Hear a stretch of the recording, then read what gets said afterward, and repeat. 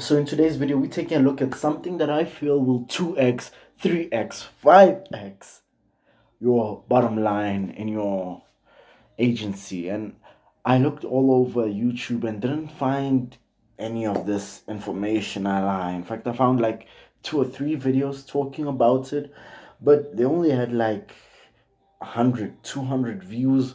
So I felt like maybe people just didn't get that message out there. So in today's video, we're talking about how you can actually increase your client retention and 2x, 3x, 6x your bottom line. That means money straight into your pocket.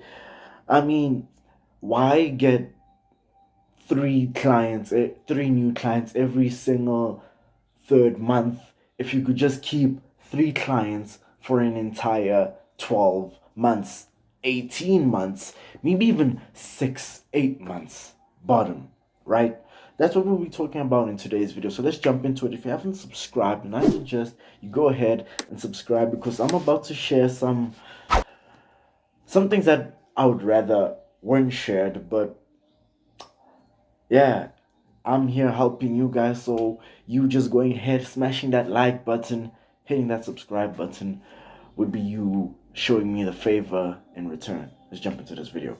So keep to your words. A lot of people, not just agency owners, would say they'll do something and then they actually don't end up following through and actually going ahead and doing what they said they'll do. So you actually displaying to your client that they don't need to remind you about something you said you do for them. For example, maybe you told your client you have bi-weekly Zoom calls, right? Maybe you told your client, hey, I'll send you a weekly report.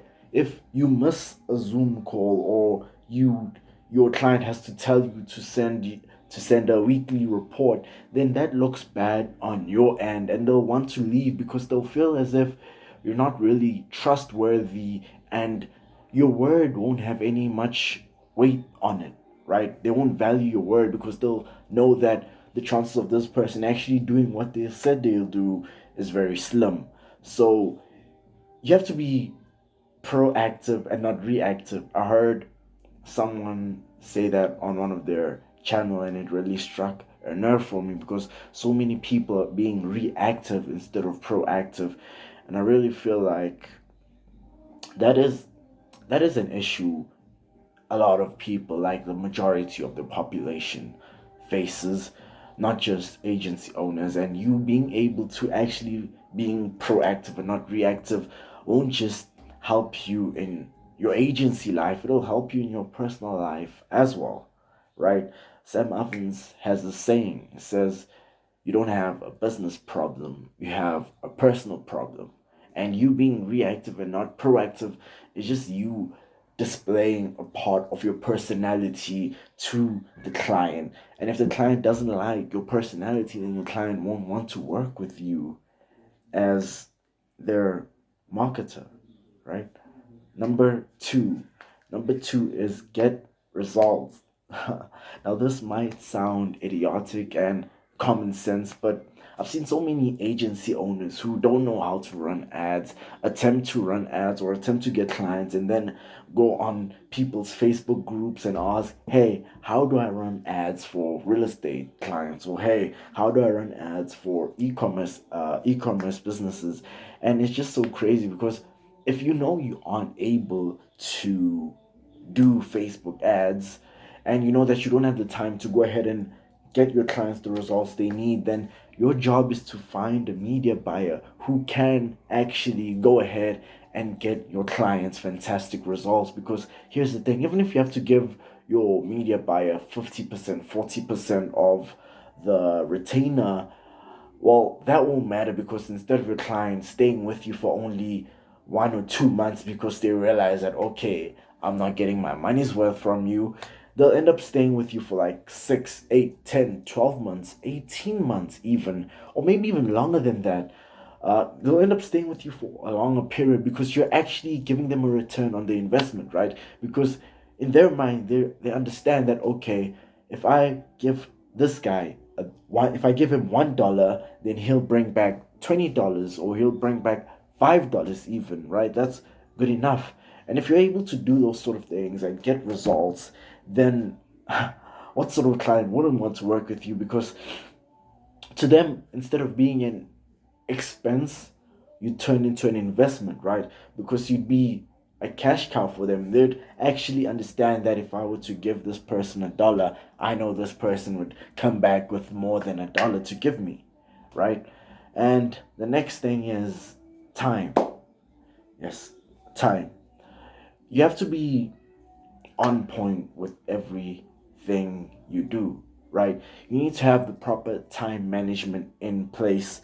You can't be spending too much time with one client and not enough time with other clients. Each client should be given the the proportionate amount of time they each deserve, right? And if you're spending too much time on one client, not other clients, the other clients will actually feel that, okay, we're not being given any sort of attention. That means we might as well just leave and go to another agency that is actually going ahead and giving us the sort of attention we need, right? Because they'll actually realize that if they're not being paid any attention, then their business won't be growing, because they won't even be told whether or not their business is doing badly, like their ads are doing badly, and whether or not the money they're giving you is actually turning out profitable, right? And another fact about time is that you wouldn't be the one in that sort of issue. It would be your media buyer who'd have to figure out a way to solve this problem. And if, in my opinion, I would suggest you just sit down, sit a meeting with your media buyer, maybe 1 to 2 hours, and you guys just go ahead and create a sort of system that you and him can follow to manage all your clients, right? That also goes into the fact that you have everything in one place, right? Like all your communications on Slack and all your video meetings on Zoom, right? Because you're trying to eliminate any time delays, because time is a really big factor. Time equals money, and if you're hurting e-commerce owners' time, or any sort of business owner's time, then you're hurting their money. Let's jump into the next one. The next one is expectations, and this goes hand in hand with number two. This goes hand in hand with number two, which was getting your client results, right? You can't promise the world to your client if you aren't able to deliver the world to your client. You need to set the expectations properly, right? When I was working with my real estate clients, I went ahead and I told them that, hey, I can get you the leads that you want, right? I can get you the leads that I promised to give you, but I need you to understand that you can't give your phone, you can't give the leads that I give you and give it to your 16-year-old uh your 16-year-old nephew to go call all the leads for you, for them to book appointments, because he doesn't care whether or not they come to book an appointment. That'll the chances of the closing your nephew's closing rates chances are probably anywhere from 1 to 0%, because he wouldn't care and he wouldn't treat any of those leads with any sort of respect. He wouldn't even have the decency to follow up. Although I take my real estate clients and I give them, I put their leads in a uh 9 month drip, email drip. It's an email drip, a SMS drip, and a Sly broadcast. But anyway, I also have e-commerce clients. Actually, a large portion of my clients are e-commerce businesses. I've only dealt with one or two. I've only dealt with two real estate clients. The first one was like a 3 month term. Then the second one was a 5 month term. The third one, the one, not the third one, the one that left after the third month was because of my service delivery, because I didn't have a media buyer at that time, and I was promising my client the world, even though I knew I couldn't deliver the world. And I realized that it's not just me who's who had this problem. It was the entire industry of agency owners had this problem, because all they cared about is sales, instead of taking the time to realize that it's about setting expectations, communication, and building relationships. And actually, communication is another, what's the last point, right? Communication. Number 4, communication. So communicating with your client is incredibly vital, and this is something you need to put into the expectations. Whereas you're telling them, look, we're going to communicate on Slack. I'm only going to be available between 6 to 8 p.m. So those are the only times you should contact me. I'll have my media buyer send you daily reports, a short 1 sentence daily reports every single day, and I'll have him send you a detailed report every single week. And if you have any sort of like issues or anything, then you can go ahead and ask them in the Slack, and if we have any sort of issues, we'll go ahead and give it to you, right? And then when doing this, doing communication properly, you make them understand that, okay, you tell them where the communication between you and them will happen, when the communication between you and him or her will happen. And yeah, I think those are the key points about communication.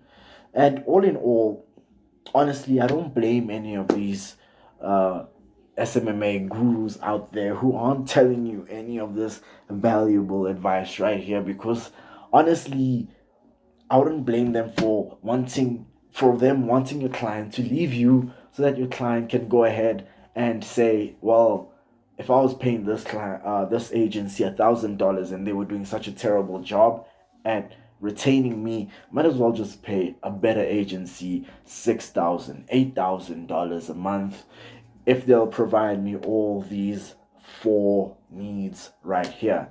And I really felt that I should tell you these 4 needs. And if you found them valuable, then hit the subscribe button, join the family. Until I see you guys in a minute. Thank you, dear.